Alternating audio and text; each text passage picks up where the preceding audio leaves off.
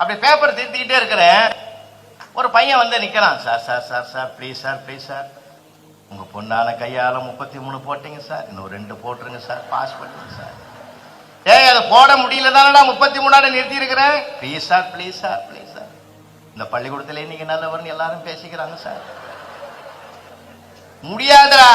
அங்கிருந்து அவனுக்கு சப்போர்ட் பண்றதுக்கு ஒரு பையன் வந்துட்டான். அவனை கேட்கறான், என்னடா ரொம்ப நல்ல மனுஷன், அவர்கிட்ட போய் பேசிங்கிற. இல்லடா, 2 மார்க் கேட்டேன்டா. ஐயாவுக்கு வளவளன்னு பேசினா பிடிக்காதுடா, அமைதியா 5 போடுவார். 2க்கே வழி இல்லை. நம்ப நானே புள்ளன்னு சொல்லி 5 போட்டேன். அரை அங்க அரை இங்க அரை போட்டேன். பேப்பரை வாங்கிக்கின்னு 38 மார்க் வாங்கிக்கின்னு அவங்ககிட்ட சொல்றான், என்னமோட உன் புண்ணியத்தில் நான் பாஸ் ஆகிட்டேன்னு போறேன் சார். மார்க் போட்டது நானு, புண்ணியம் அவனுக்கு. இவனுங்களை வச்சுக்கிட்டு நீங்க கனிவான்னா என்ன பண்ண முடியும்? அவங்க பேப்பர்லாம் திருத்தி பார்த்துறீங்களா சண்முகம் சார்? அவங்க பேப்பர்லாம் திருத்தி பார்த்துக்கிறீங்களா?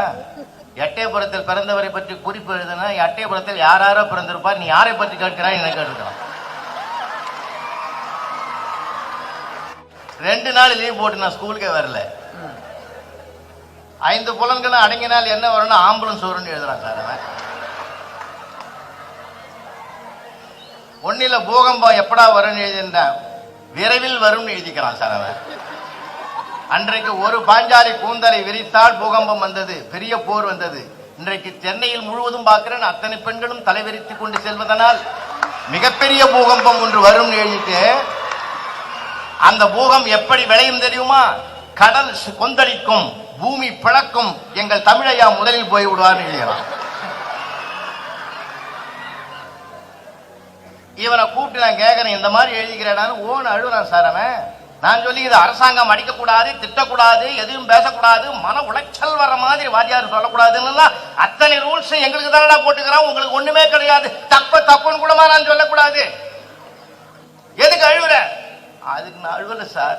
பின்ன நீங்க படிச்சு பார்த்து திருத்துவீங்க நான் நினைக்கவே இல்லைன்னா. இவங்கிட்ட போய் கனிவா, தம்பி ராஜா பட்டு ஆடா பச்சியாடா, படிக்கலடான்வான். நீங்க போய் பாருங்க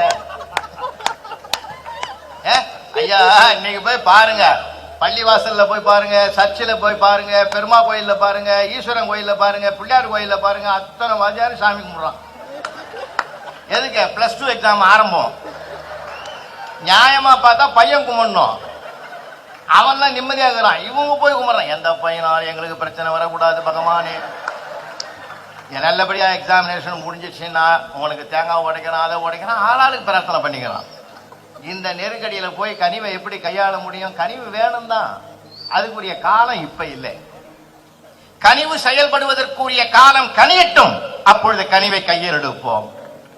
அந்த காலம் வரும் வரைக்கும் நாம் கண்டிப்பை தான் கையில் எடுக்க வேண்டும். ஐயா, சிக்னல்ல கூட ரெட் சிக்னல், எல்லோ கிரீன் போட்டிருக்கான்.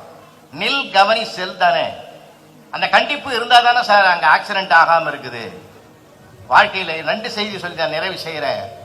கனிவு காட்டுங்கள், பையன் மார்க் மட்டும் வாங்குவான்.